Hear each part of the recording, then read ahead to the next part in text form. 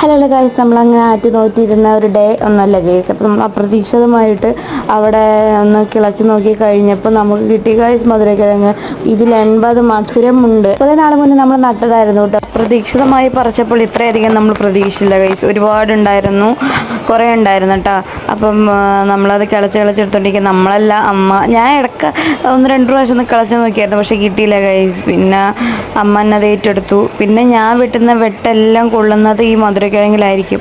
ആകെ 2 എണ്ണം കിട്ടാനാണെങ്കിൽ ആ കൊള്ളണതൊക്കെ അതിൻ്റെ മേത്തായിരിക്കും ഗൈസ്. അതുകൊണ്ട് ഞാൻ ആ റിസ്ക് ഏറ്റെടുത്തില്ല, അമ്മയുടെ കൊടുത്തു. എന്നാലും നമുക്ക് പ്രോപ്പറായിട്ടൊന്നും അറിയില്ലാത്തതുകൊണ്ട് ഇത് ഇങ്ങനെയൊക്കെയാണ് കിട്ടിയ ഗൈസ്. ഇങ്ങനെ കിട്ടിക്കഴിഞ്ഞാൽ നമുക്ക് എന്തെന്നാണ്, നമ്മൾ പ്രതീക്ഷിക്കാണ്ട് ഇത്ര കിട്ടുമ്പോഴത്തേനും ഭയങ്കര ഹാപ്പിനെസ് ഗൈസ്. അങ്ങനെ നമുക്കിത് കിട്ടി ഗൈസ്.